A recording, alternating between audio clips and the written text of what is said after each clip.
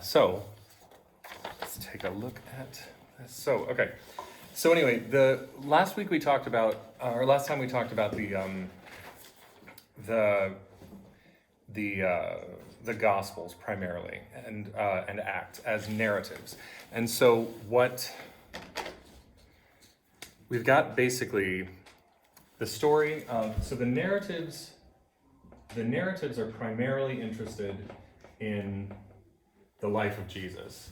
It's interesting how the narratives work versus how the rest of it works, how the epistles work. Because if you want to read it chronologically in terms of narrative, the Gospels come first because Jesus comes first. Actually, I'll sit over here because it's probably easier to read. So the Gospels come first because Jesus comes first, and then Acts is the next narrative, and that's the early church. And then the letters of Paul and the other letters, of course, but the Pauline especially, the epistles more generally, are the spread of the church around the Mediterranean. And then Revelation is just this crack-addled fever dream that really is, it's very, very interesting, but it's very, very wild. So anyway, this is chronological in terms of everything, like order of events. But if you want to read it chronologically in terms of the oldest texts, you start with the 7 uncontested letters of Paul. So Paul is our first writer.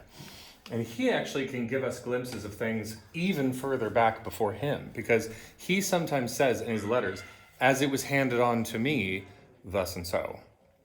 And so we get glimpses of things that are actually really pretty close to Jesus, because his earliest letters are still probably at least, if Jesus dies around 30 AD, his earliest letters are still closer to 20 years later than to 10, like late 40s, maybe early 50s, depending on how people are dating them. But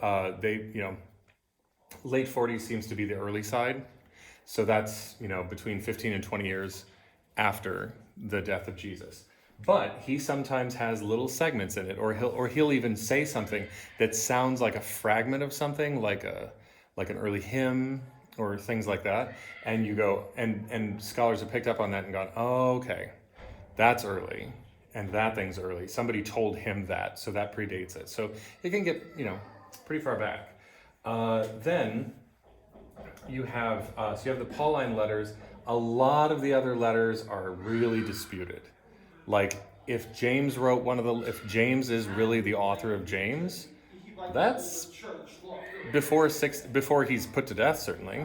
Some people would say, I don't think James really wrote that, but you're going to find a lot of scholars for and against a lot of different things in terms of authorship. But Paul's 7 uncontested letters are for sure the earliest. And then the epistles more generally will the other epistles more generally will be at various stages. And then somewhere in here is Mark. Most people, because he seems to be aware of the destruction of the temple, most people put him after the temple destruction, and then most people then say Matthew and Luke follow. Some people put Luke closer to Matthew. Other people put Luke way later, and then John is almost certainly the latest. And then Revelation, if it's written by the same John, probably around the same time. If it's written by a different John, possibly later. Some people, again, you'll find different scholars giving different opinions, but broadly speaking, Paul's letters are first, and then within the epistolary segment, the other ones are written at various times. Mark falls in that, then Matthew, then Luke, and the epistles can really continue on, because it's, as I mentioned last time, that somebody watching them. I'm gonna go make sure they're not murdering each other. Go ahead and We're fine. yeah, go ahead and read the first couple there to yourselves. Did you guys do that with the kids in Sunday school? Oh, I don't know. Elora knew about it, and she, I guess they made it maybe then. Because there's another one, she said, well, I said, yeah, there's another one too. And it's in the coffee area. So maybe they made it as part of their school. Homeschooling, they have the knowledge to homeschool these kids. Oh, yeah. And most homeschooling, when people say they're homeschooling, it's like, are you crazy?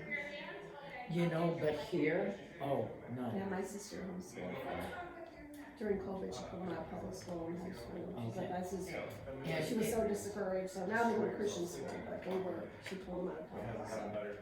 So, And right, a What little bit. amazed me is a lot of parents found out how far behind their kids were That's what before. she said. That's what I I told my saw. nephew like her. It's like, Just be aware you're being recorded.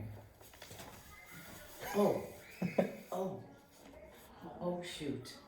I Maybe don't we think can I edit that. swore. What the hell? Anyway. Okay, so moving on. Okay, so we said so when we say again Pauline, that means to do by Paul or immediately, within the school of Paul or a follower of Paul or something like that. We're good. She just needed to dry her hands. She needed to make a scene. Let's be honest. Okay.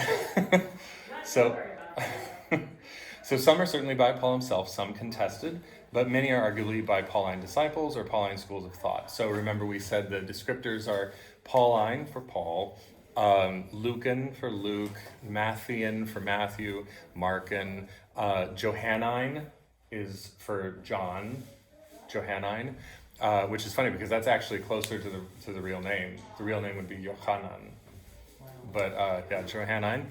And then, so the remaining epistles are by other early apostles or pseudonymously written by schools of these apostles. So a lot of the Johannine literature is probably not by whatever John that is, but probably it's often thought that the Johannine literature is by his disciples. Now, again, you can find a scholar to support almost any opinion, on these things. For example, I don't consider myself a scholar on this. I'm avocationally interested in it, but I would say that I happen to find it convincing because it's in the record that whatever John it was, a lot of people, they like to say, they're like, well, for somebody to live to that advanced age, it's really, that's not very common. It'd be like, that doesn't mean it doesn't happen. And in fact, most of what we think of as the really low life expectancy for people back then is largely informed by the fact that people died so, the infant mortality was so high. In fact, if you got beyond a certain age, it was not at all uncommon to live to advanced age. And that varied. What advanced age meant could be anywhere between 60 and 80, but it was not actually as rare as all that. But the life expectancy was just largely brought down by infant mortality. So there are two things that, I find it perfectly convincing that there was a John who, if he was relatively young, like late teens or early 20s or something, when he was a disciple of Jesus, lived until the late 1st century, because, if he lived to the year 90, he'd be like 80, 70, it's not really, if somebody dies at 77 or 82 or whatever, it's not really that weird. People live a long time sometimes. Back then, though. Yeah, but Back then. right, but here's the reason that I think it's not that weird, is that, that I think is believable, is because he was known to be of advanced years. That's the thing, is like, some people are going to, there's a record in the early church that he was of advanced age, and people begged him to write stuff down before, hey, come on in. I'll just go around this way. Oh, okay. So whoever the John was, whether it was John the Elder, John the Presbyter, or John the Disciple, or whatever, the point is that the record says he was actually really old, and not like 110 unrealistic or something. He was just like, he was, for the time, he was maybe 80 or something like that, and they were like, I would presume 60 would be considered real old back then. well, That's my thought process. but the thing is that it's, when it came to, like speaking with authority, there's a part in John where people question, we always think of the general picture is that Jesus is around 30, right? But there's some question about it because in John, somebody says, who are you and why are you, whatever, you're not even 50 yet, right? So some people have wondered, like, is it mistimed? Is he maybe in his 40s? And for them, because why wouldn't they say you're not yet 40? You know what I mean? So some people have wondered that. Most people still think that he was probably in his 30s. He was probably 33-ish when he died. But what's interesting is, just to your point, at the end of the day, for them to say, who are you to talk? You're not even 50 yet. Like, if they're saying, get to your 40s or 50s, but if a hot second before you're dead, you can finally have an opinion. I think it's more indicative that people did live 50s, 60s, 70s, and the odd person would get higher than that. Moses. Right, those early. Well, I think we're talking New Testament. Those advanced ages of the early Old Testament, or those stop after those mostly stop after the flood, or sort of by the time they make their way into the Holy Land, into the Promised Land. But so John was whichever John he was known to be old, and people begged him to write something down before he died. So they were like, so I think that's, and also there were multiple people who studied at his feet, who lived then in the early 2nd century, and so there's strong tradition not just of people saying he was alive, people knowing actual students of his, disciples of his, and the record is that he wrote something down. So I don't think it's that weird. I think the bigger argument is less the chronology and more the question of, could this John have been fluent enough in Greek or whatever else to write the contents of that. And then you have other questions about, like, well, how much help did he have? Maybe he was writing for an audience that was in Greek, and so he worked with some, because there was a thing called an amanuensis, which was somebody who would do the writing for you. And so there's pseudonymous stuff. There's dictated by you, written by someone else. There are things like that. There's attribution by mistake. There's people writing in your name by school of thought, people writing in your name much later, which you get into when you get into like the later Gnostic Gospels, things like that they were non-canonical, and never were gonna be. They're just right out of the gate. Everybody's like, you guys just sort of use this for your own, fan fiction sort of thing. And those things are pseudonymous, but they're so far removed from, like, they could never possibly have been written by so-and-so. Hey, what's up? Dad, Yeah. why you teach so many times? Well, I have a lot to say. Anyway, so anyway, Brad, I gotta go. okay, can you deliver them to Sarah? What? Can you send them to Sarah really quick? Alright, you gotta go to your mom. So the thing about the epistles, one thing that we get from them is that you get a look, when they're writing to each other, they're writing to each other about the state of things. They're writing to each other to address concerns. And so you get a glimpse of what the early church was like. The Didache that we mentioned before, the Didache is an instruction manual, but it doesn't necessarily highlight points of disagreement. And in Acts and in the epistles, we get a clean view of some things that were happening. They document the spread of early Christianity and the issues that befell them, or that they encountered in their attempts to establish communities and some general sort of orthodoxy. Because fairly early on, you get people disagreeing about things. He's gonna open the door. Now, one of the early issues is the relationship of nascent Christianity to Judaism and the law. And one of the things that Paul So around Jerusalem, it's not hard to continue to be Jewish if you've always been Jewish and you just have a different leader or a different, rabbi that you follow, but you're just as Jewish as you were yesterday. The question enters in when they start to ask the question of how is it that Gentiles do this Jewish thing that we're doing?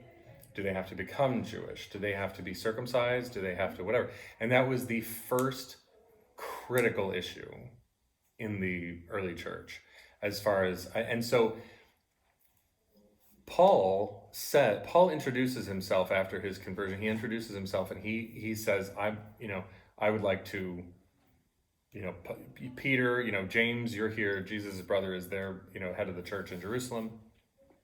Peter is there. He's, working his way around, around Palestine and I believe up into Syria. And Paul's like, I want to go elsewhere. Can I go out to the Gentiles? And they go, okay, what are you going to tell them? And then James and Peter say, okay, as long as, yeah, sure. And maybe they don't have to do this, this, and this, but whatever. But fairly early on, as other members of the church, the Jewish church, start to make their way into, have more interactions with the Gentile church, and they say, and you find people saying, well, you really should be doing this. I mean, this is what we do. This is who we are. And they're like, well, we were never told that, and maybe we should do that. Do we need to be, and it was certain Jewish practices, and Paul got up in arms and said, this is not the most important thing. And they're like, well, they're saying we should do this. And so they were referred to as the Judaizers.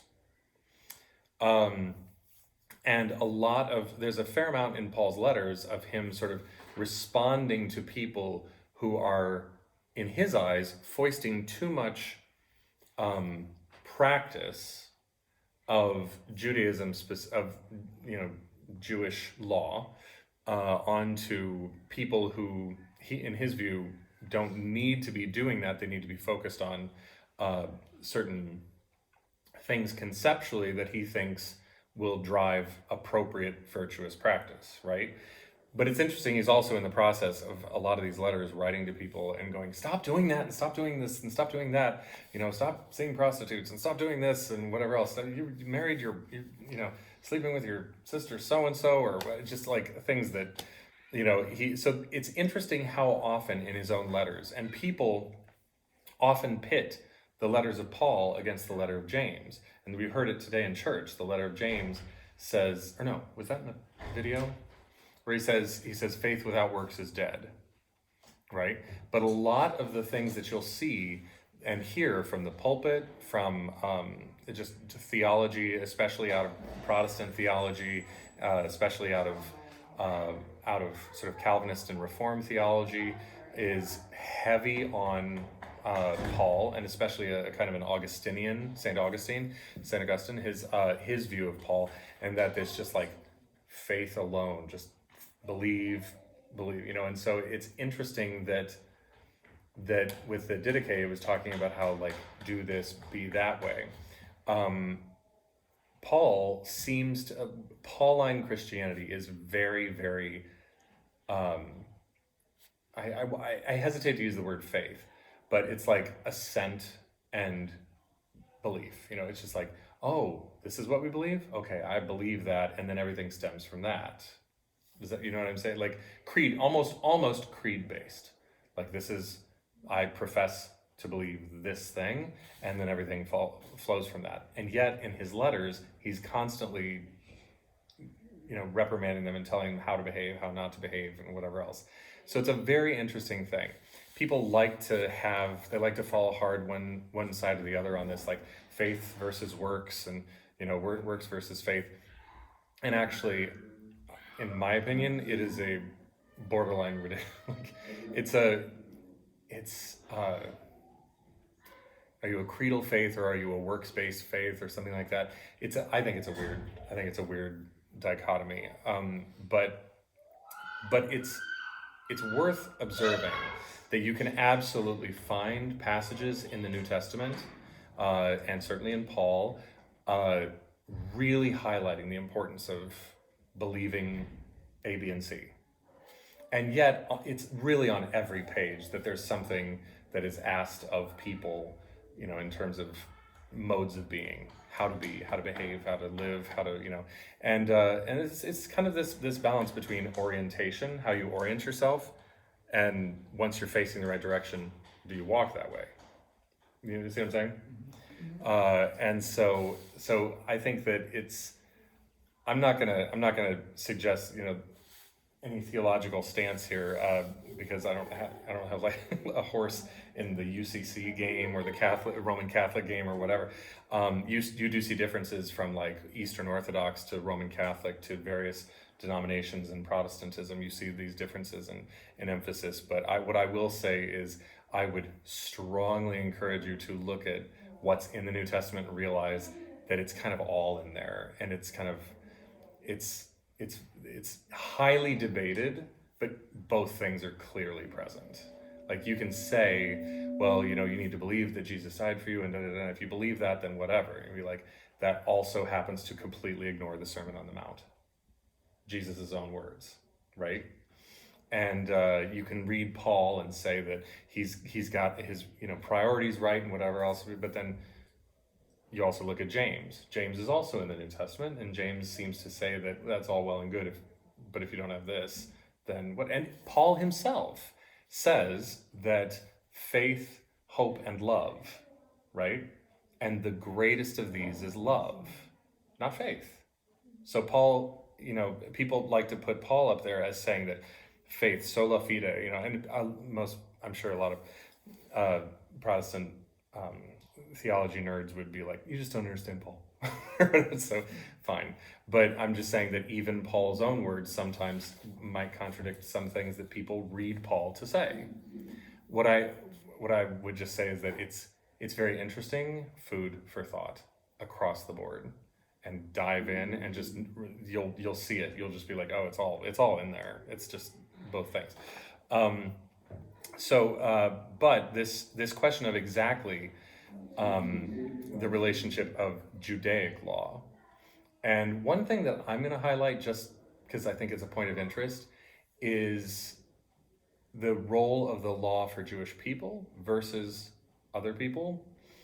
If the law is for Jewish people, and Jewish people are meant to be priests unto the nations, right? If that's the covenant with Abraham and the covenant with Jacob and the 12 tribes, then this question, it does matter to ask the question, do you live the same way as your priest?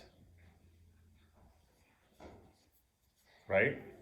Like he wears certain robes, maybe you don't need to. Like maybe he has to do certain things over the course of the day, you know, that you as a layperson don't have to. So there is that's also a factor, the role of the priesthood within a community.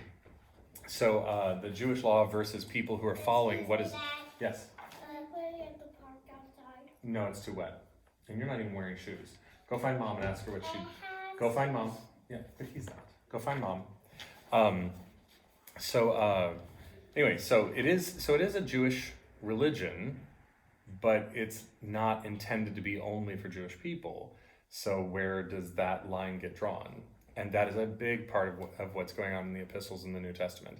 The epistles also address, because they're kind of working it out and they're kind of explaining it to these young churches. So the epistles address theological, social, political, and ecclesiastical concerns of these various communities. Do you know what the word church means? Oh, you were told this before Donna. Teaching?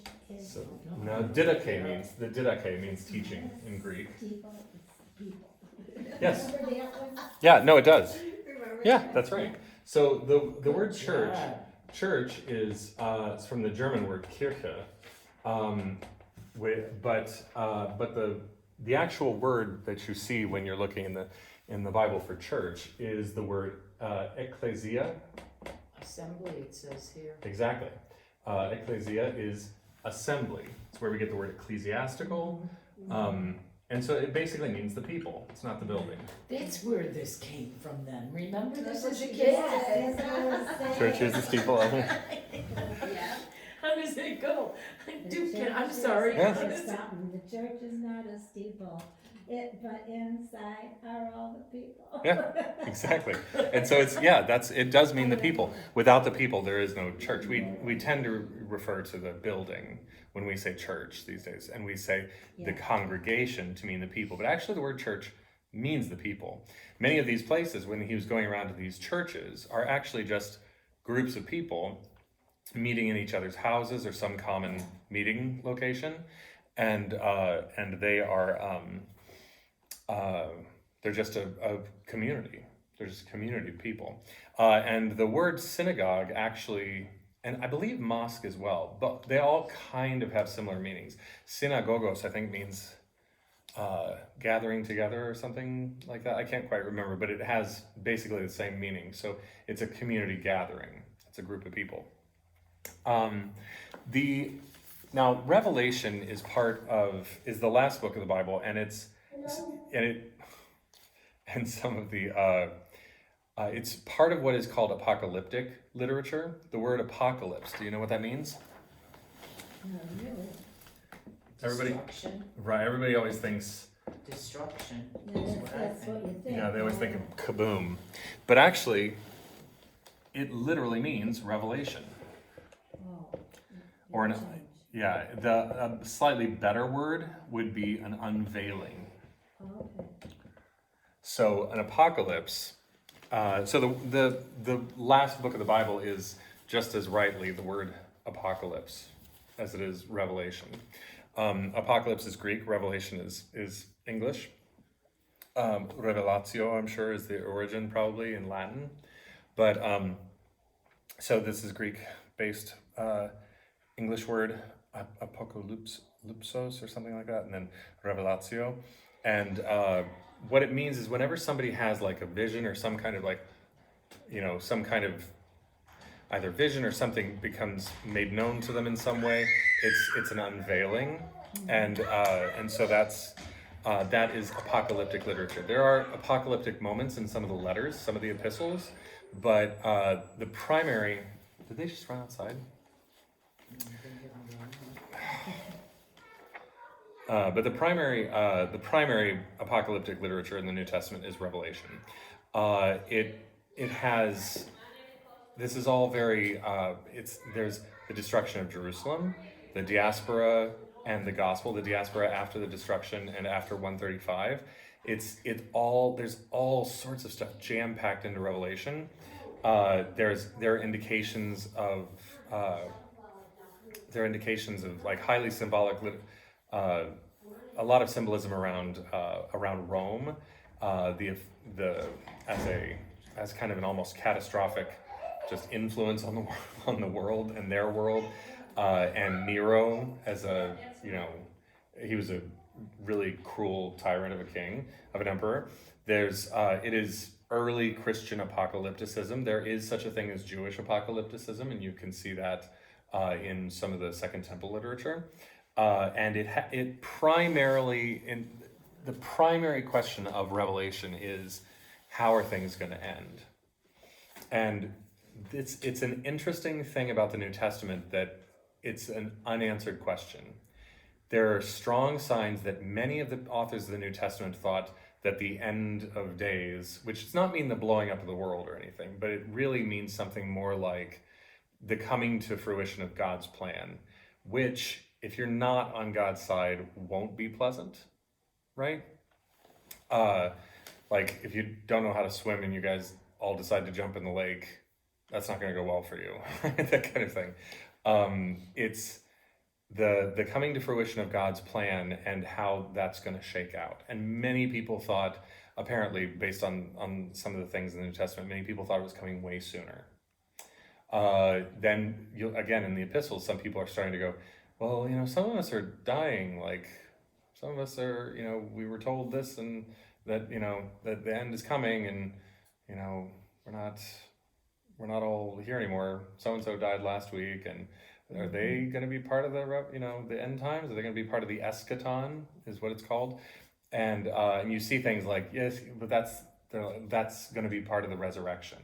Those who have died in Christ will be raised in Christ, and things like that. And so there is this sort of pushing off of what was, it's all kind of uncertain, but they kind of push it off a little bit as the letters and things go later and later.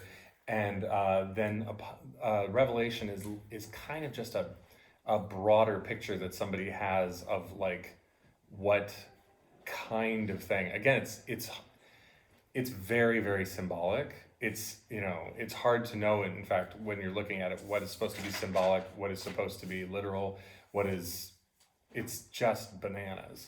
But it's interesting. But a lot of stuff, there's more and more apocalyptic literature as the church grew. But this was one of the early ones. So so pseudepigraphy is writing in another person's name. Diaspora is the dispersion of the Jewish people from the land. You know what martyrdom is. We already talked about there being 7 uncontested letters of Paul. 3 more are kind of debated, and 3 of them are mostly thought to not be by him.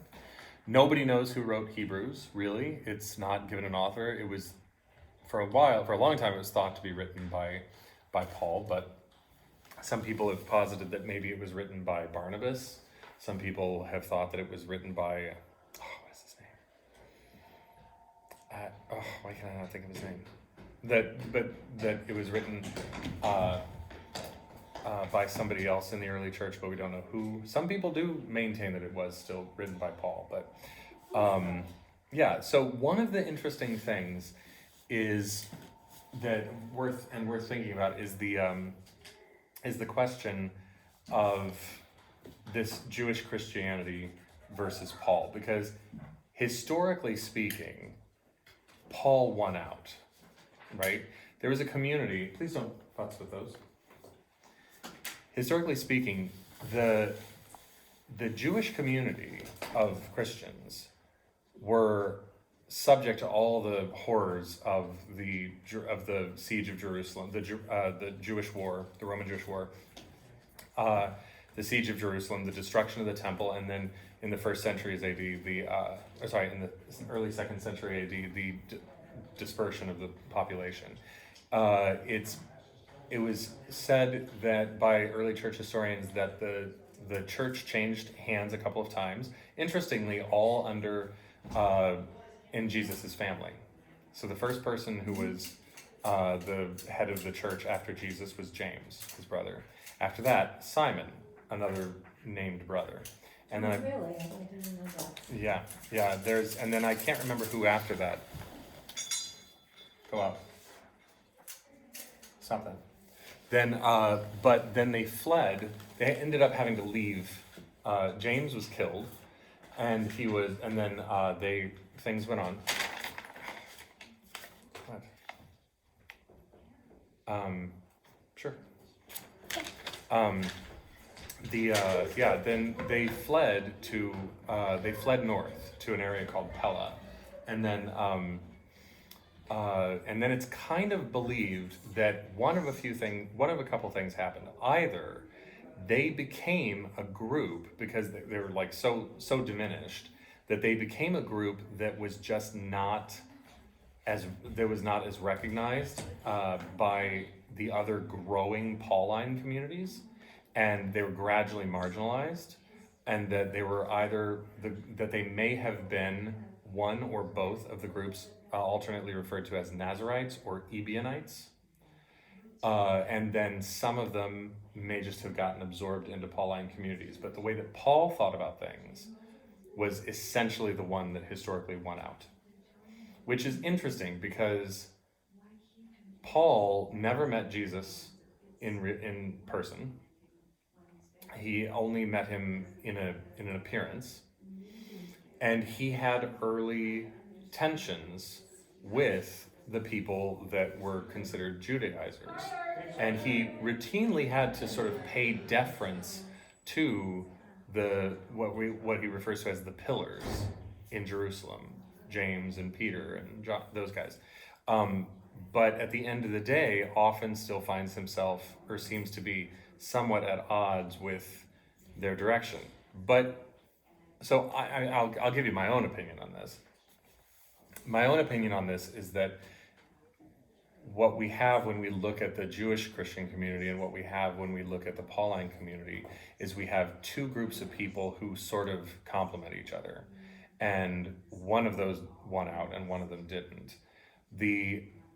I think that the Jewish Christian community and the centered at Jerusalem basically kind of continued, to their ultimate historical detriment, continued the work that Jesus was doing to kind of rally the tribes, or rally as Jesus had gone to. He had debated with the Pharisees, he had debated with the Sadducees, he'd gone to the Samaritans, he had discussed with anybody, but only intermittently, made really, really intense, interactions that actually made people angry with Gentiles, with the Syrophoenician woman, with the Roman centurion, with these people where he was talking with his fellow Jewish people and trying to sort of rally them and get them all kind of on the same page, as it were. And then he would point out and he'd go like, if you can't be, this guy's doing better than you, he's not even Jewish. You know what I mean? Like, he's like, you guys are supposed to be the priests, and this guy over here is, he's being more faithful. The centurion, for example, when he heals the centurion's servant, and that really ticked them off. But he would do that. One of the main things that he would do with any outreach to other people would be to say, "You're doing great. She's doing so much better than you guys. Can we get this together?" Right? And then, so I think that the Jerusalem community, again, to its historical detriment, kind of continued to try to get themselves going, become kind of as they ought to be, according to this picture that Jesus paints for them about, being kingdom people. And Paul he admits to being a zealous person. Like, he admits to being like, he was super, super into Pharisaism. He was as zealous as anybody could be. This is how he describes himself. And then he then moves to, he then decides to, like, well, are we gonna then do Gentile outreach? Because that's kind of where this is all heading, right? This is what, isn't this for the world? Like, if we just stick here being the best we can, then isn't that no better than the sectarianism that we were already involved in? So I think he goes out, and they go, okay, well, go ahead. And so he goes out and he does something that they're not doing yet, but are supposed to do. And he, almost like a person with this is just my opinion, almost like a person with like an alcohol, like a drinking problem or something, who's, recovered alcoholic or something, advising people, just stay away from alcohol. Just don't even do it. You know what I mean?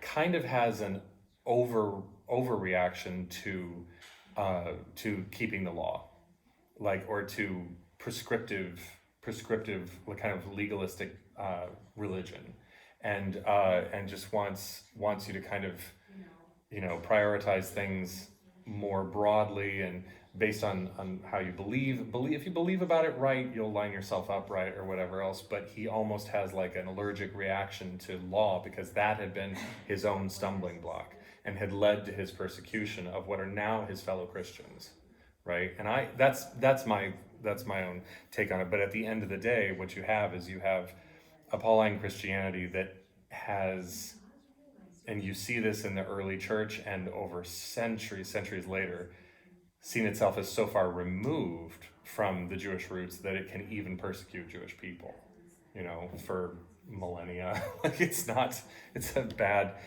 history. You see a lot of anti-Semitism fairly early on, that then is carried over and gets further and further removed from the Jewish roots of Jesus. I mean, every single person in the early Christian movement was Jewish, being the best Jew that they could be, right?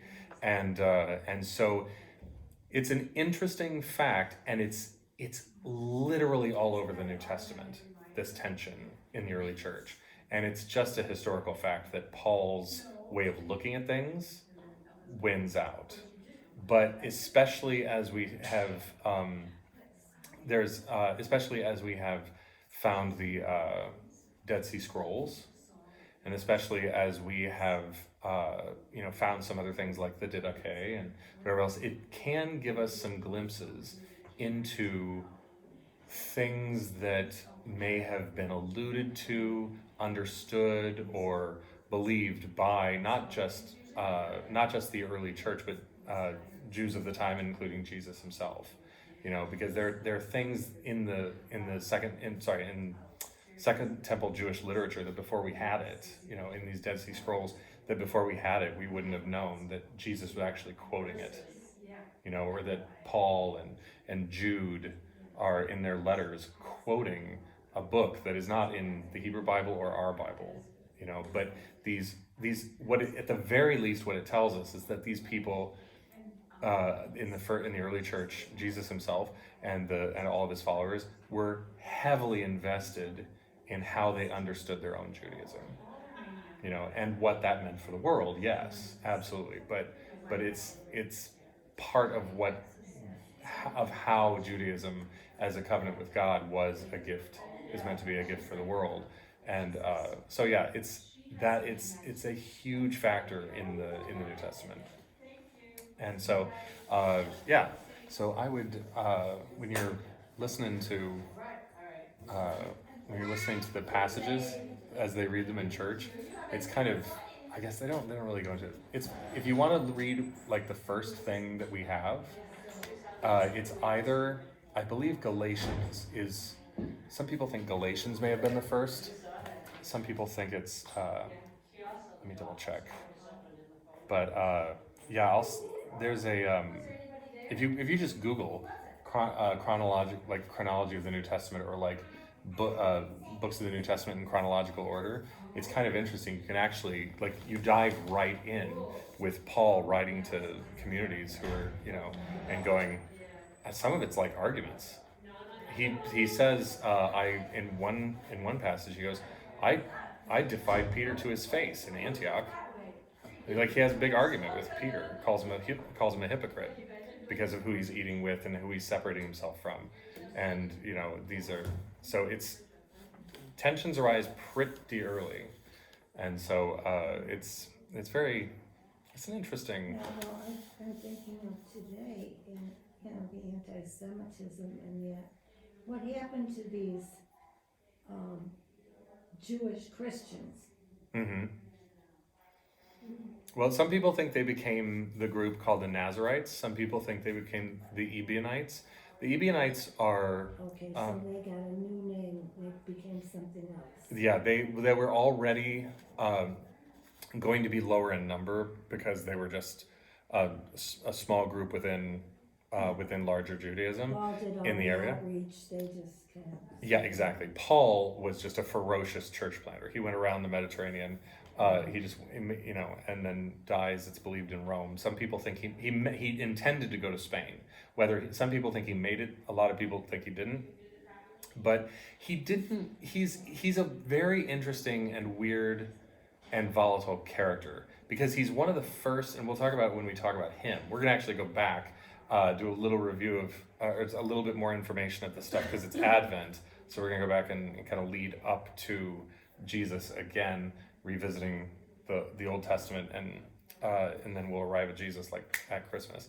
But when we talk about Paul, we'll dive into him a little bit more. He's a very interesting character because he's one of the first theologians. His material, he's basically, some people think he's very methodical about it, and fine. Sometimes I think some people think he's, I've heard some people say that he's a little bit slapdash about it, that he's like a really, this zealous brain, just kind of working things out, using all sorts of references from his upbringing and his training, as a Pharisee, and he's, just going, well, it's kind of like this, and he's the first person to sort of try to lay out ways to think about God, ways to think about Jesus, ways to think about their relationship, and ways to think about our relationship with them and each other.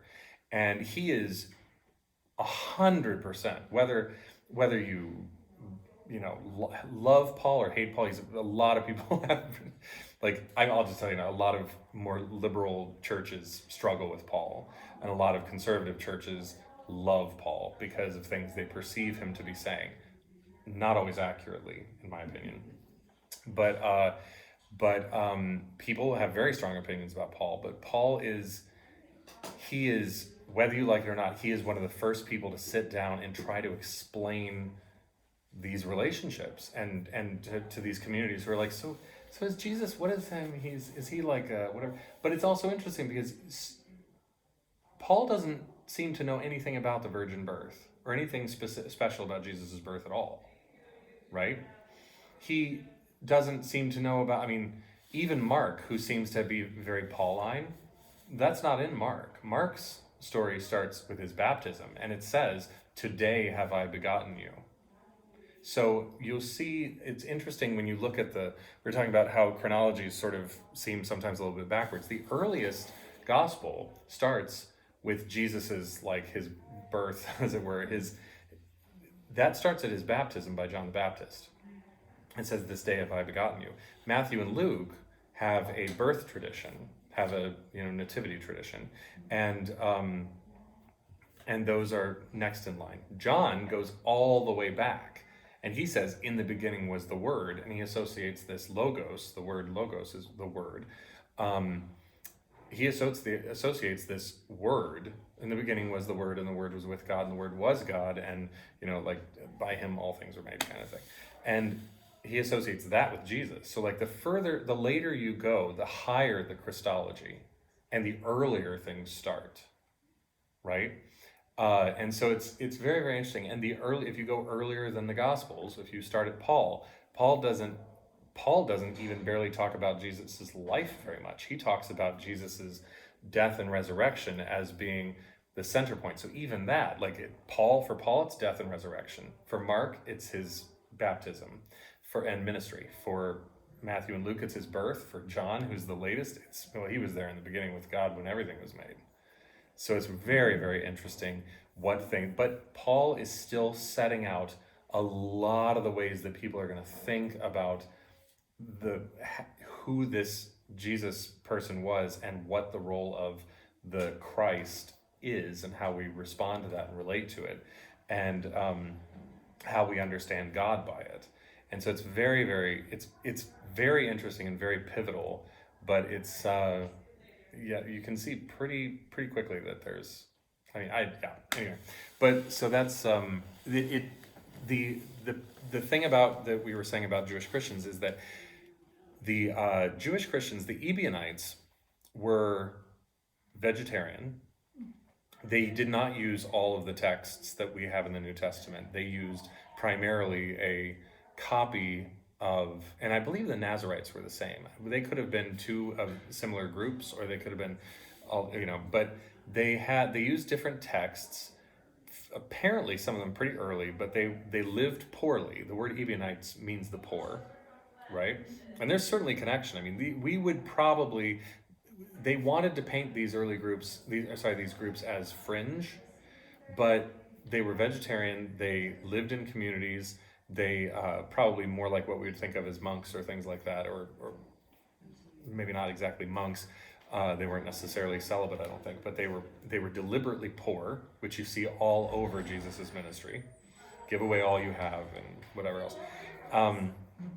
And they, so there is very strong connection to early Christian roots there, but they didn't go the way, and they're not keen on Paul, which is very interesting. The Ebionites and the Nazarites did not like Paul very much, and so if they were the early church and these Pauline churches were dominant and they just had all the bad luck in the world in Palestine because of the Romans, and they're just watching this group that what they were in charge of. Again, I'm painting a hypothetical picture here. If they are that strongly linked to James and the early Jerusalem church, then that would be a fair amount of tension. Okay, cool. But yeah, so it's interesting how often Paul has to kind of pay deference, and how often he tries. He's actually despite his willingness to argue about things, he's actually not very keen on things breaking apart. He tells churches that are really having a lot of friction, whatever you do, do not break apart. He's very anti-schism, which is one of the really lovely things about him. But he even consistently pays deference, even when he's angry at them.